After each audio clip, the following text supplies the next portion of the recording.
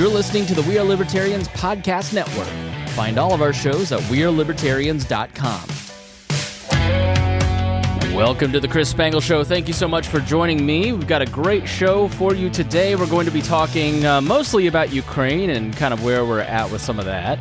But I've got a guest, Andrew Donaldson, who is the host of Heard Tell, Young Voices contributor, and the managing editor of Ordinary Times, ordinary-times.com, which is a popular blogging site. Is it blogging? Is it opinion? How would you describe Ordinary Times? Yeah, it's culture and politics and everything in between. And if you want to write about it, we want to hear you out on it. And then it's got a great discussion community. It's an old site. It's been around a long time, been around about 15 years. Actually goes back further than that to the old list server message board days. If you go back far enough, a lot of names folks might recognize, the Eric Canes of the world, those kind of folks. But it's been around a long time. We're just stewards of it. We try to hold it up. You're going to find a lot of stuff you disagree with. You might find some stuff you agree with, but you always find something that'll provoke your thinking a little bit. And that's the kind of stuff I like to spend time on. I like to be challenged in my thinking, and I like to get in the arena of ideas and hash stuff out. So it's been a good home for me for a couple of years. Been really blessed to work with those folks. Well, that's what we love here at the We Are Libertarians podcast network and the Chris Spangle Show. I like to be challenged. I listen to a lot of stuff that I don't like to push myself, because there's so much propaganda, one-sided propaganda out there. You also have a podcast, Heard Tell, and I inadvertently watched an episode as I was preparing with Addison. You had the handsome Addison Hosner on, like I did this past Saturday, and it was a fun show. And tell us, what do you do at Heard Tell, and maybe start with a little bit of your background. Where'd you come from? How'd you get to a point where you're hosting a political podcast and a Young Voices contributor? Yeah, Young Voices by the skin of my teeth. We jokingly call it, and it's accurate, I'm the oldest of the Young Voices by quite a bit, actually. But no, I love working with those guys. It's great. And this as a host, what folks don't like, I can just go to them. Everybody they ever put me with to work with, it's just top quality people. Yeah. Cannot say enough good things about Young Voices. But yeah, this is all accidental. I didn't mean to do any of this stuff. I never had a social media account until 4 years ago. I was actually active duty military for about 12 years. Had some health problems related to that. Couldn't do that anymore. Couldn't go anymore. So I was trying to put together a civilian career. More health problems popped up. Couldn't do that anymore. So while I was rehabbing that, my world got kind of really, really small. I spent about 5 months in the hospital up in Duke in 2016 from August through November.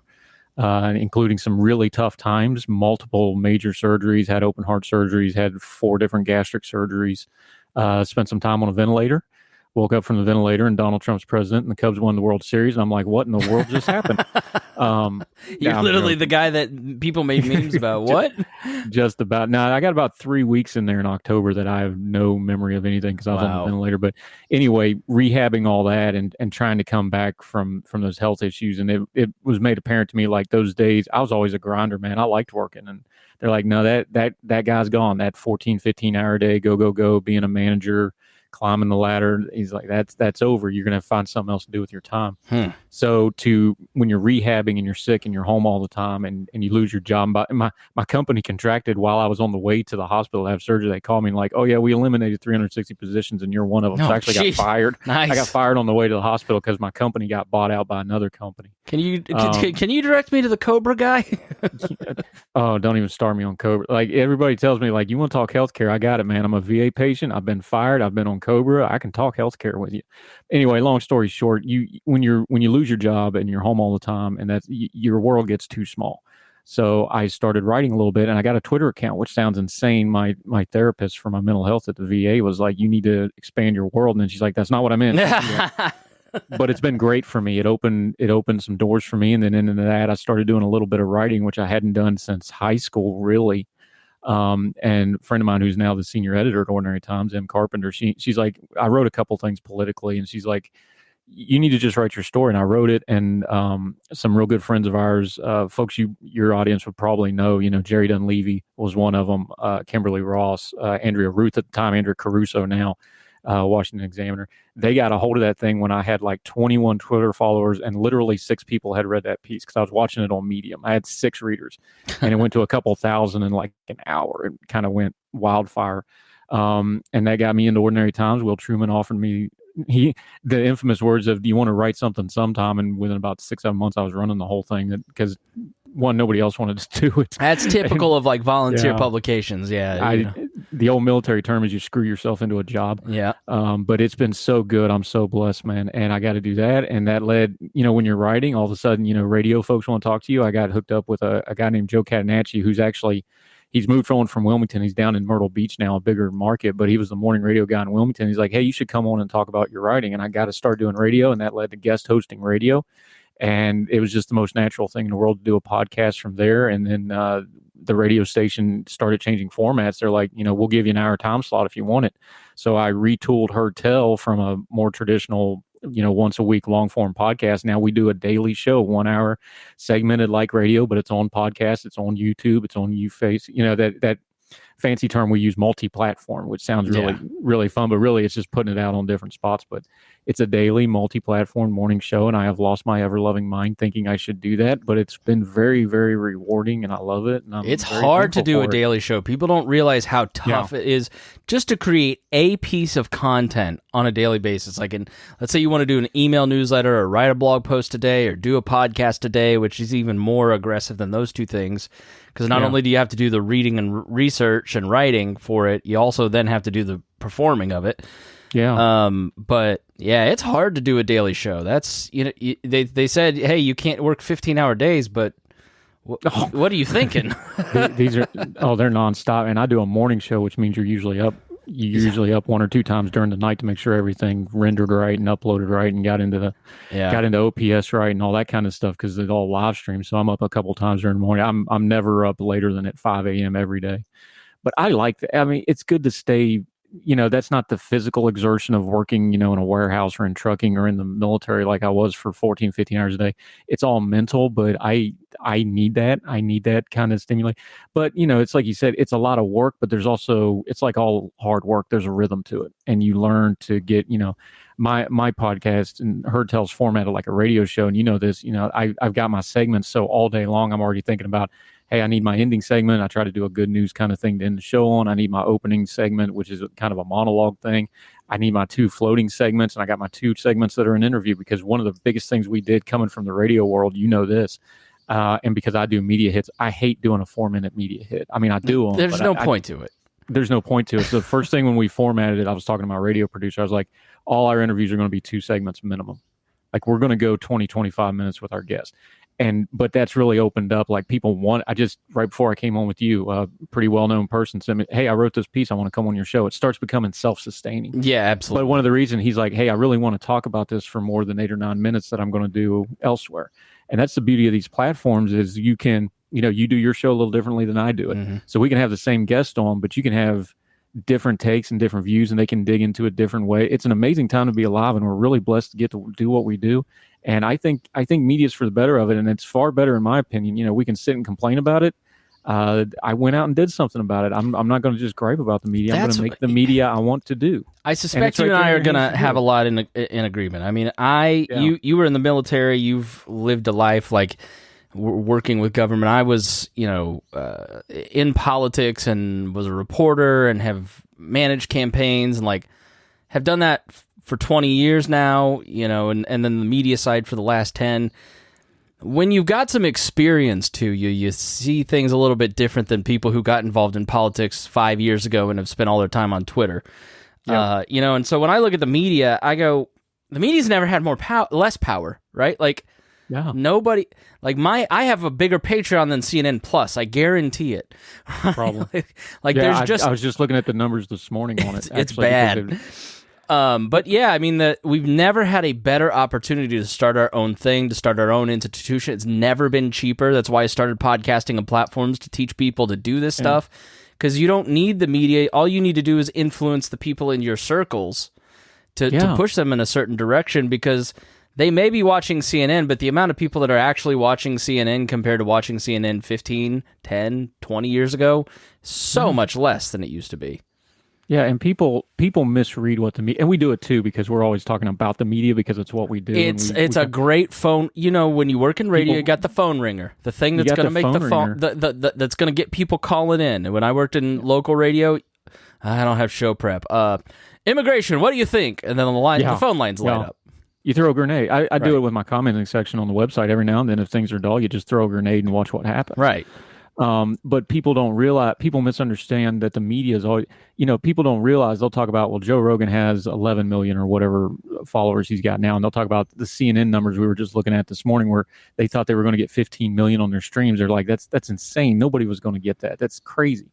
But then people don't also realize that there's fragmentation. NPR, National Public Radio, they get 25 million listeners. Yeah.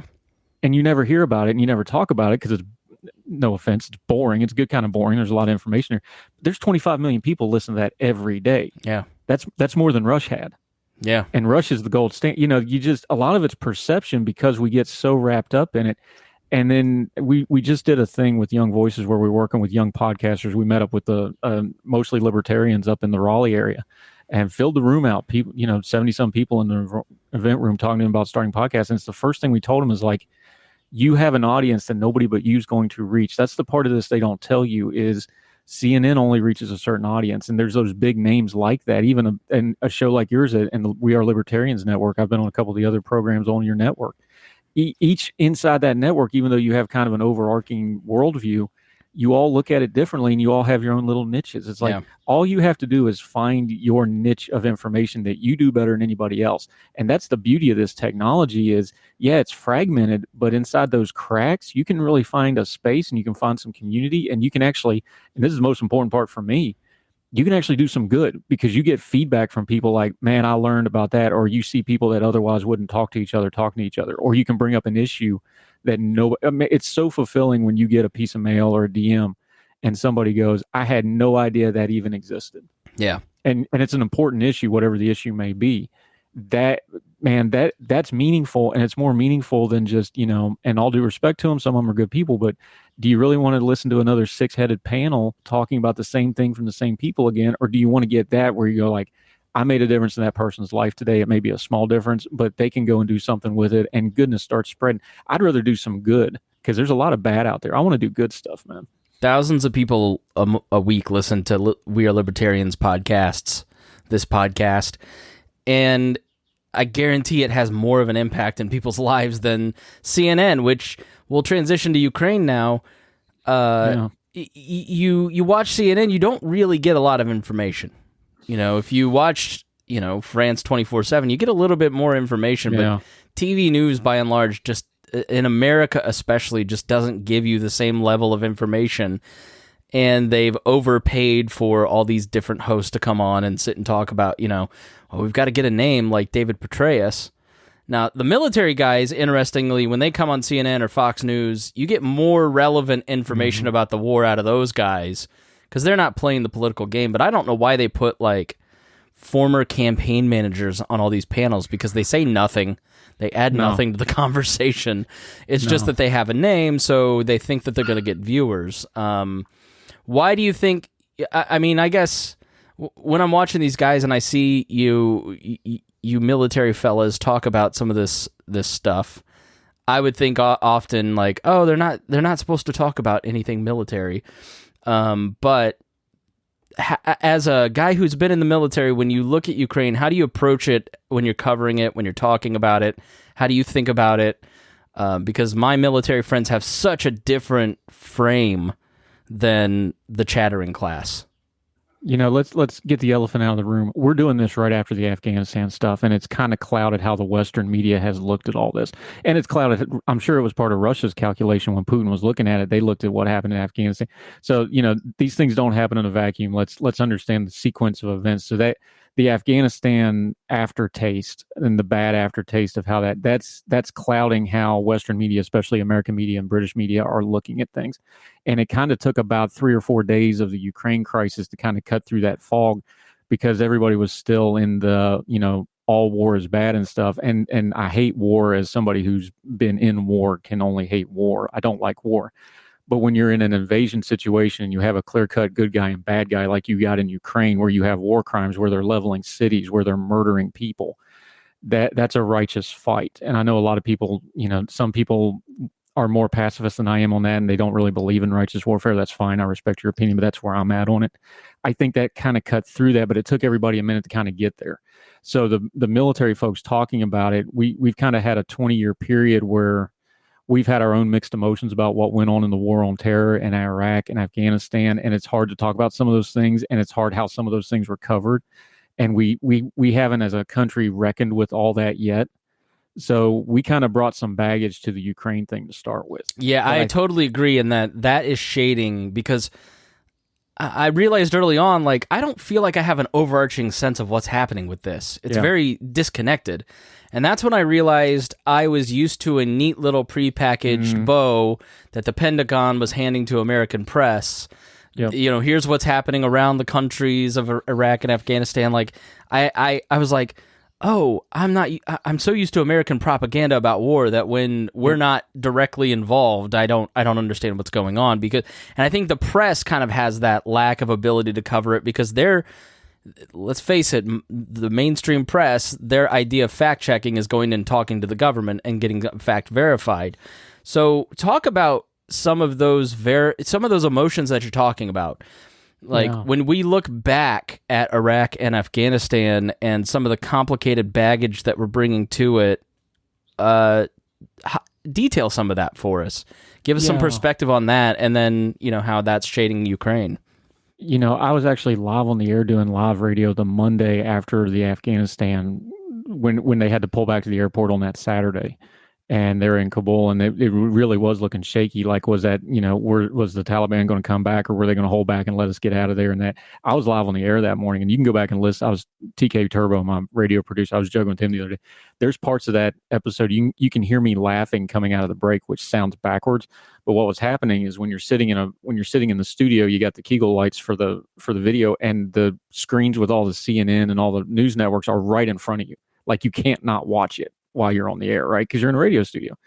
I was a mess. He had to spoon feed me through the whole morning, because I had, let me kind of say this carefully, but guys that I served with, especially the units out of Ramstein, Germany, they were on the ground. They're WhatsApping me live before it happened. So, like, the video of the guys falling off the aircraft, I knew about that about 30 minutes before it hit, because I got a WhatsApp about it. And I'm live on the air trying to process all this with my buddies on the airfield in Kabul. And Kabul is the nightmare airfield scenario, because it's a single runway in an urban environment. That's as nightmarish as it gets for trying to get out, because you have one plane go down, that airfield's closed. You have one guy with us. We had one of the French A300s, which is their version of it's bigger than a 130. It's not quite a C-17 sized aircraft, but big aircraft, right? They were shooting flares coming off the airfield, and what you have to understand is that's completely an automated defensive system. The pilot can't do that. They had to be painted for that to happen. So it should have been, could have been, ought to have been a whole lot worse than it was. Thank God it wasn't. I know we lost the 13 at the Abbey Gate, which was tragic and senseless, but that should have been a lot worse. So those kind of emotions when we went through that were real. They were raw. I was telling the radio story because of this. There's parts where you're coming off break and I'm laughing, which is really unprofessional. But what was happening was my producer was just having to walk me through the breaks. He was trying to make me laugh. He was trying to get me to relax, because I was a mess. It's hard. Is the trauma, what is it? Just reliving personal experiences? Is it such a sad close to an end where you sacrificed a lot and it's let's break it up poorly planned? Let's break it up so it's bite-sized pieces for people, because this is stuff I've spent years talking to my VA providers about, trying to work through myself. Big picture existential. Yeah, we have those questions of, was it worth it? And you have those, all the stuff that all the commentators you've talked about, I've talked about on my show. Like, was it worth it? Did we handle it? Was it worth the price we paid? We have, 4,000 some odd dead in Iraq. Was that worth it? We have 20 years in Afghanistan. Was it worth it? You have all those big existential historical questions. So that's one level of it. And then you have the personal level of it, of your own experiences you have to deal with. I just had, today's the 13th, the 10th anniversary of a friend of mine getting killed in Iraq. It's one of the toughest days of the year for me. Yeah. It just happened on the 10th. So 2 days ago, we went through this every year. And I put it on, I've gotten to where I talk about it on Twitter a little bit every year, just to honor him. And And I say it's like every year it sneaks up on me, and every year I dread it for 364 days at the same time. That sounds contradictory, but that's exactly what it's like. It's immediately right here all the time, but it feels like somebody else's life at the same time. And just every so often when you're not expecting it, the streams cross. And when the streams cross, some serious stuff goes down. And so you have those two things running in parallel all the time. So when you see, conflict or you see somebody doing a review of Afghanistan or Iraq, those two parallels are always running in your mind. And and you just know every so often they're going to cross and they're going to connect. And then you have to deal with it. And that's something that everybody has to deal with in their own way. And then on top of it, because of what I do, I voluntarily do this media stuff and I write about it. I have to also take that and try to present it publicly in some kind of a productive way and not just be a mess or not just be a ranting, person that's got his own issues of it. So the way I try to deal with it, and this is just me, I try to be pretty open about it as much as I can, with a few exceptions because there's people involved. I try to just be open about it. Like, look, I struggle with this. I don't know the answers either. I can't answer, though, was it worth it? There's a lot of it I think was worth it. There's some stuff that I know because, the contractor fraud, waste, and abuse, that is a big angle of it we don't talk about enough. We can talk about the evil of the Taliban. Nobody disputes that, but how much of that is our responsibility? How much of it isn't? Those really big questions, I don't have good answers for them. And the more I work on it and the more I think about it, the less I have a good answer for it. So the only way I can deal with it as a commentator and as a man and as somebody who loves his country and is proud of his service and would do it again if I was 18 years old, I would definitely enlist again. All I can do is be honest about it and try to take it as it comes, not try to sugarcoat it. We did a lot of bad. We did a lot of good too. That's the only way I know to do it, is to have more and more humility the further down the road I go with it, so that when we do the historical record of it, we have the historical record of it as close to the truth as possible, not just wave the flag at it, not just say, well, we're Americans, good, bad, or indifferent, but say we did some good, we did some bad. Here's the whole picture of us. Judge us on the whole of it. Yeah, I feel like for 30 years or more, I mean, really the last 20, we've had, it started around that era. Maybe it carries over from Vietnam, but I just was 18 on 9/11. But the sense that you couldn't say anything bad about the war or else you were unpatriotic. You couldn't say anything bad about the president. The president wouldn't answer or acknowledge even that he had done anything wrong, that they had made miscalculations. Just drove most normal people nuts. Yeah. It drove the press nuts. It drove the left nuts. It just, Bush couldn't admit, and that inability to admit that he had prosecuted the war in even one minor way was really what drove his numbers down, as much as anything else, just that lack of humility. And that's kind of carried on. I mean, you can't admit that the government did wrong things during COVID, that they made miscalculations. You can't admit that, if you're not for Ukraine, and you admit that Russia is not the full aggressor and that we didn't make mistakes with NATO, you're the problem. But I think that inability to be self-reflective has been hugely damaging to our society. And, we don't really create a way to save face in America like they do in Asian cultures. But when I look back and really kind of studied the war on terror, I mean, you had a fundamentally different war. You had disparate groups in the hills and, in pockets and insurgent warfare and small squads of American soldiers. It wasn't like Ukraine, where you've got tanks on the streets and heavy armor, and two nation states. One is clearly the aggressor invading territories for the last 8 years of the other. But yet we still sort of talk about Ukraine like we talk about the war on terror, where we killed 800,000 to 900,000 Iraqis. It was a huge mistake. We shouldn't have done it. When you hear kind of the traditional libertarian talk about, like just the I'm not going to say pacifist, right? Like I'm pretty close to it. I think we should have a strong military to mess you up if you come into my territory, but I don't think we should be sending weapons to other countries to involve ourselves and intervene in different things. But a lot of my ilk kind of talk about Ukraine like we talk about the war on terror. We just never should have done it. It was a huge mistake, and here's all the ways that we committed war crimes and genocide. How does that fall on your ears? How does that jive with your experience and what you think? Yeah, and I respect our friends who get very, very libertarian and especially if they're consistent on it. I can completely respect them for being consistent on it. Like I tell people all the time, because we have everybody on our show. I have conservatives, I have libertarians, a lot of libertarians. I have, progressives. I just had one of the most progressive office holders in the country on a couple days ago. I'll have anybody on. I want you to be consistent, and I want to discuss your beliefs. Just be consistent. And so I respect the folks that are, pacifists is probably too harsh of a term, but those like, unless you get in my own yard, I'm going to leave you alone. Non-interventionist. For that. Yeah, the non-intervention. Yeah. I have respect for it. I can't go there though, personally, because I can't wish away the bad.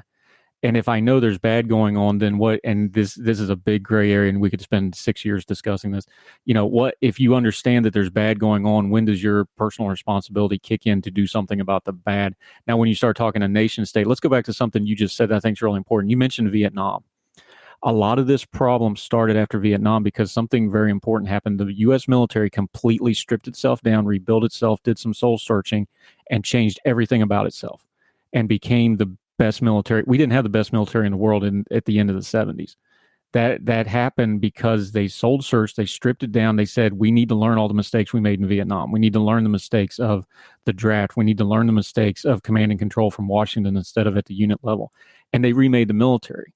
The problem was, and this is key to understanding what happened in the war on terror, all that stuff you just talked about, the government that military answers to did not do the same thing. They never had any soul searching on it. They never had any moment of revision and taking themselves and rebuilding it and making it better. So you had a world-class military with a compassless government. Yeah. Does that make sense? No, I mean, that's the genesis of where a lot of this went wrong, because they're like, we got the best military in the world. We can do whatever we want. But they never learned the lessons of Vietnam as a government of how to wield that military effectively and when to use it, when to not use it. There's a lot of arrogance involved in that. And a lot of it came from that. The military changed, but the government it served never changed after Vietnam. And they made the same mistakes again in a lot of ways. Yeah, I mean, the United States government wanted to protect the liberal world order of, the idea. Bush always promoted this book, The Case for Democracy by Natan Sharansky. I'm in the process of reading it now because I remember him talking about it. And it was the case from a Soviet dissident that had been in gulags and had left for Israel. And he talked about the importance of, America and the West standing up against dictators and having kind of this strong moral ethic, and, Reagan tossing, before he sat down with Soviet leaders, tossing across the prisoners of war and saying, we're not dealing with you until you do this. Unfortunately, that capital was kind of spent in the war on terror, and it was squandered. And so the ability for America to be seen as some sort of great moral force for liberal democratic capitalism was spoiled in our own country as well, too. And so the reality of, well, we just need to use our military to impose democracy and capitalism on these countries. Once they get a little bit of a taste, they're never going to go back. Well, we did that with the Middle Eastern countries, and we tried it, diplomatically with China and Russia. And I don't think it worked. And I think we're looking at a unipolar world now where you start to see some of these baddies stand up. And, your article that caught my eye that led to this was about Putin's speech. Yeah. And I think we're heading into a time where we have to be really clear about our values, because these countries don't share our values. Look at what's happening in Shanghai. Look at how Russia has prison camps for gays, right? Like, ending. If you want to talk about cancel culture and ending free speech with Zuckerberg, look at how Russia has handled things the last 4 months with their internet. This guy is not a great savior of Western civilization like some libertarians are talking about. And I think you made a really important point in your piece.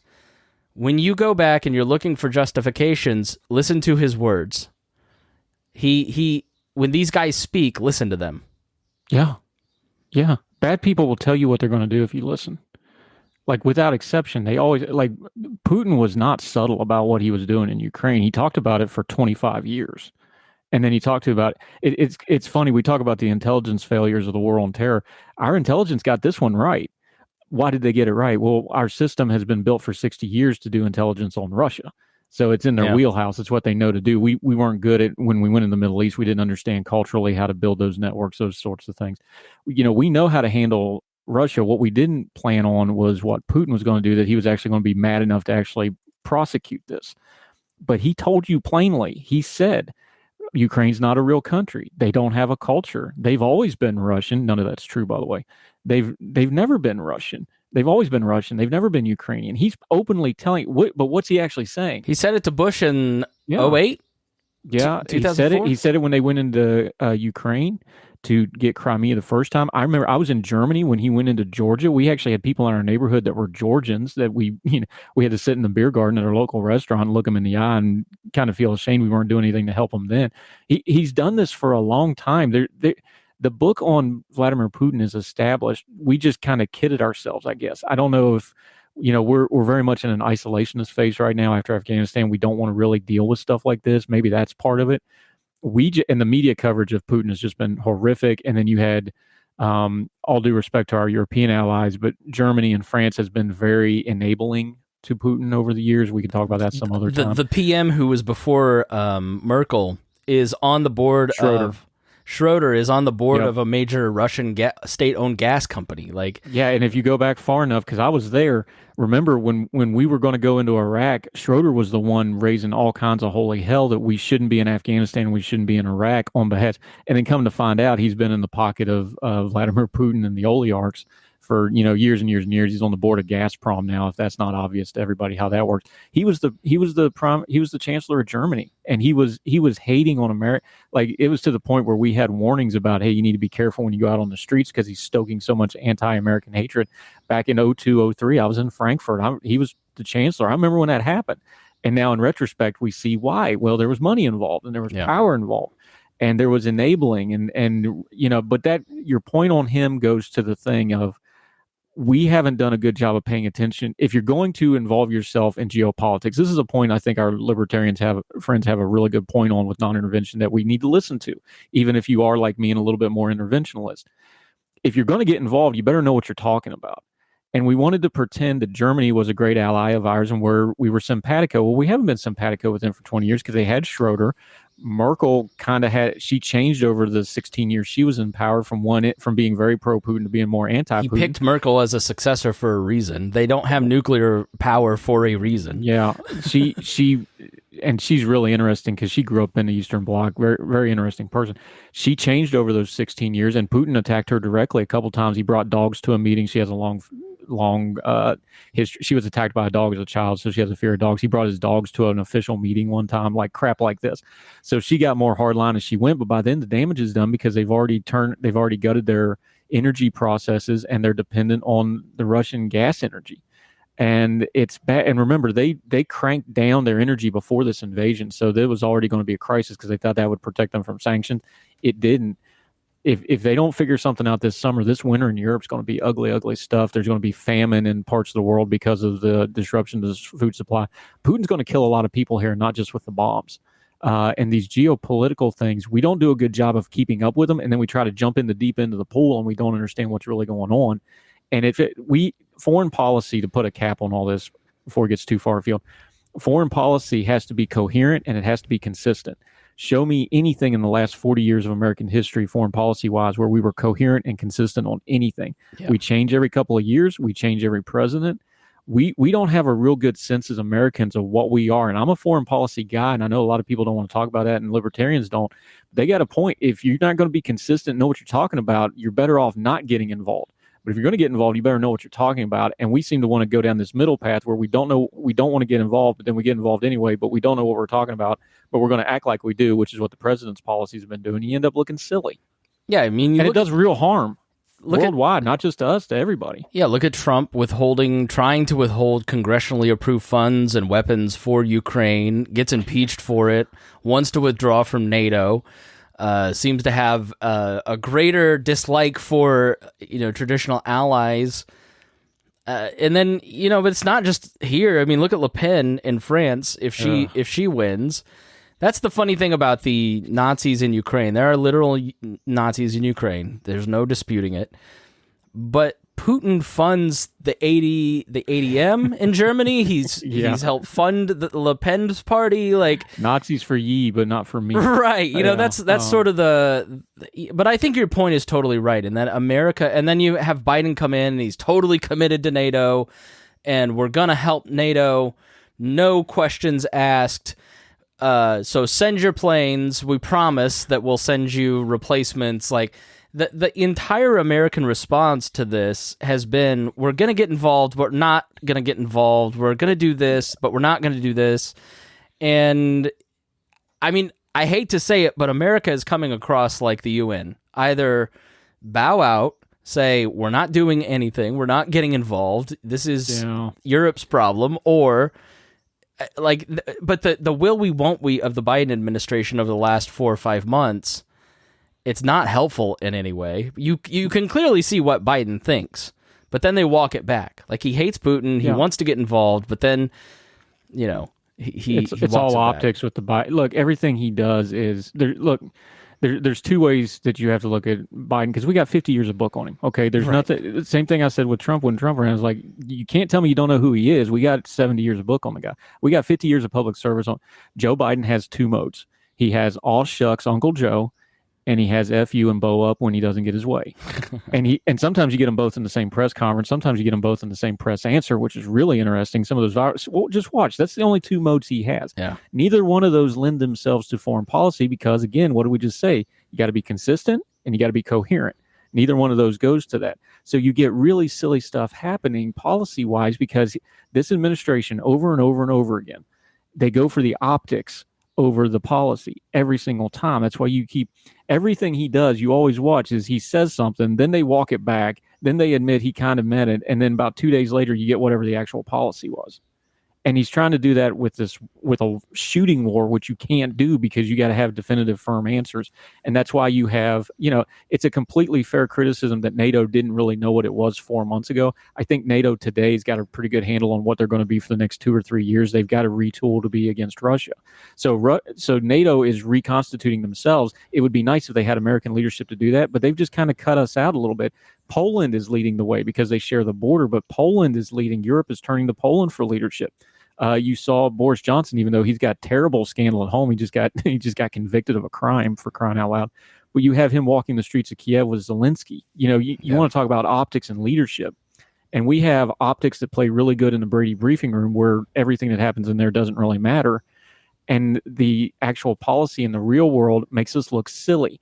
The problem is with domestically, silly costs you a couple percentage points on your approval rating. If you look silly in foreign policy, people get killed.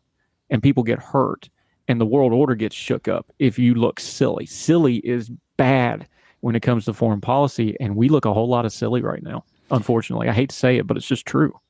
Well, what's the alternative then? Like, you sound like a warmonger. Are you trying to get us in a war? Yeah, I'm a warmonger. Yeah, definitely. Gotta keep that VA check coming, right? No, it's all that great care. Look, depending on the war, I'll wear that hat. There's some wars that need fought. We're not going to get involved on the ground in Ukraine. So what are we going to do? We're probably doing what we ought to do. They don't need, I'm going to get some grief for this, but I don't care. It's just true. They don't need planes and tanks and stuff. That's not what Ukraine needs, because they're going to end up, if you give them that stuff, they have the same problem the Russians is because you got to have logistics to keep that stuff in the field, and they don't have that. They're winning doing small unit tactics, guerrilla warfare style. That's how they're winning this war. Give them those weapons. Give them the small unit weapons. Give them the anti-tank weapons. Give them some anti-ship weapons to get their coastline back. That's what you give them. They don't need tanks and planes and bombs. That's not what they need. They couldn't put it in the field if they wanted to, and it'd be a waste of the limited resources they have. There's no good options here. The least bad of the bad options is to make sure Ukraine wins the fight. This is looking like it's going to be a rather long war, I'm afraid. And to be fair, you made an excellent point that's not talked about enough. This is not a new war. This is a new front on a war that's been going on since 2014. The West has not covered that portion of it. They've been fighting in the Donbass regions since the Crimean invasion. We call it an annexation. It was an invasion. Just Ukraine pulled back their forces and let them have it because they were trying to protect their territory. is that warmongering to say, hey, let the Ukrainians fight, but we need to give them if somebody's getting beat up, can you hand a guy a stick and let him at least fight his own fight back? I don't think that's warmongering. I think that's decently smart policy, because you can't let Russia take over the country, but we're not going to go in there with troops either. So what do you do? This is really hard stuff that needs to be hashed out. I'm open to listening to people's opinions on it, but yeah, there's no. But when good you answer look here. at like Charlie Wilson's war and funding the Mujahideen, how that stuff works out, funding, you're going to get bad folks running guns through Libya. Yeah, I mean, it's already happening. You've got people in Ukraine. Look at what happened in Syria. Like the Avos battalion. Bad, so there's going to be bad. Like you said, the Ansar battalions. You've got actual real Nazis in Ukraine. They're a very small minority. Ukraine is not. Ukraine has the largest Jewish population in Europe. They're not a Nazi-run state. It's ridiculous. But yeah, there's bad people in Ukraine, like there's bad people everywhere, and bad people get drawn to bad situations because they like doing bad stuff. And war is a lot of bad stuff with not a lot of accountability. So you're going to get a lot of bad faith people. By the way, Russia's scared to death of this. They don't really want foreign fighters. It's one of the things Putin's really scared of is foreign fighters coming in. They're going to get a mess of them now from this. Why? So that's something to watch coming down. Because he fears the instability of it. There's a real ethno-nationalism to Putin underneath all the gloss if you get down under it. And you notice there's a lot of reporting on this coming out now. Almost none of the Russian war dead are from Moscow. It's kind of something we're going to have to dig in more before we really get into it. Is it Chechens? We've been talking. They've got it. Well, we know the Chechens are there because Radovich and them's all there. Like they're on their social media. You want to talk about some really bad people on the planet? The Chechen leaders. Almost none of them's from Moscow. Who are they sending down there? Why are they sending those folks? Well, because they don't want a body count in Moscow. They don't want crying moms in Moscow. There's some stuff that we're going to have to learn as we go here. And Russia's an enigma wrapped in a mamushka doll of craziness, paranoia, and stupidity. It's a hard country to figure out. It's always been that way, especially somebody that's in a bunker like Putin. Bunker mentality is what Putin's doing right now. Look at all those pictures where he's at the table and nobody's within 30 feet of him. Like, that's how this kind of stuff happens, why you launch a bad war that you're not going to win. There's a lot of mess here. Well, I got to end with this question. I'm sorry to cut you off. No, by all means, I talk too much. No, you're good. But how do you avoid tiptoeing into a further escalation? Putin is just begging for the United States to escalate its involvement, and I don't totally buy that NATO caused this by their expansion. I'm sure it is a contributing factor, but he didn't attack a NATO nation. He attacked a non-NATO nation. So I don't know that the argument holds a lot of water. I just think he's a guy who wants to try to take back as much Imperial Russian territory as he can, and is looking for a justification. Aren't you arguing for giving him a justification by sending them more weapons?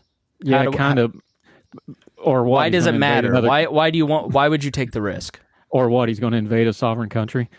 Right. But you're right on the NATO thing, because he's like, okay, so his argument is we don't want Ukraine in NATO, so we're going to take over Ukraine so we can border 3 other NATO countries. Right. That doesn't make it, Ukraine's skirt was too short is a really bad argument that you're going to go in a really bad place in a big hurry. No, Ukraine does not deserve to be invaded under any circumstances. Let's just put that out there. Now, have we mishandled the NATO stuff and the diplomacy? And sure, absolutely. There's plenty of stuff in there to hash out. But as far as escalation, you've already got the largest shooting war in Europe since World War II. So I think escalation's a little bit out the window. Here's something else we need to make sure we keep track of. And this is something we need to watch. We've talked about Russia's military being a paper bear for a long time. We're really seeing the limitations of it. I know their logistics suck because I've actually worked with them. I've been on their aircraft. They can't do logistics to save their life. Logistically, they're getting destroyed because they can't maintain their armies in the field. They're not good at the urban warfare unless it's something like Syria where you can just level entire cities unmolested. We're learning a lot about their military might. Something we really need to pay attention going down the road. I'm not so much worried about Russia escalating. I'm worried about Russia destabilizing, because there's no version of this where Russia doesn't come out of it weaker and destabilized. So now there's a lot of grievances in the world against Russia going back decades, centuries in some cases. Do some of these regions that Putin has brutalized, do they decide to take another shot at the bear now? Because they see it as weakened. Does Georgia flare back up? Does Chechnya flare back up? Does some of the Kazakhstan was almost going to be a satellite state by the end of the summer, and now they're even talking about breaking back away from Russia. Escalation is a valid point. Yeah, we don't want nuclear war. we better be worried about destabilization, because you've already talked about it. You mentioned it. Things like Afghanistan, things like Iraq. Destabilization is just as bad as escalation. I'm almost more worried about that at this point, because that's going to be even harder to control. We don't have a real good method for that. We've got NATO for an escalation. We don't have a good plan for whatever. Remember, whatever comes after Putin, the oligarchs still run that country. It's going to be worse, because the guy that gets put in behind Putin, he's going to pitch himself to the oligarch. Goes, well, the problem with Vlad was he wasn't committed to it. That's how he's going to get that job. So whoever's next is going to be worse. I'm worried about the destabilization of Russia more than the escalation. I may be wrong. I hope I am. That's what I'm concerned about. Well, at least we're helping with destabilizing them with all of our sanctions that haven't worked. But hey, what do I know? If you're not going after the gas, you're wasting time. And China and India's in a tough spot. I don't even want to bash India, because their whole military is based off. But China's going to prop them up. It's going to hurt them, but it's not going to be crippling. Unless China plays ball and you cut off Gazprom, you're nibbling the edges. You're not really getting to the heart of it. Just the way it is. Andrew Donaldson, Young Voices contributor, host of Heard Tell. Thank you so much for joining me. I really appreciate it. Anytime, sir. Let's do it again soon.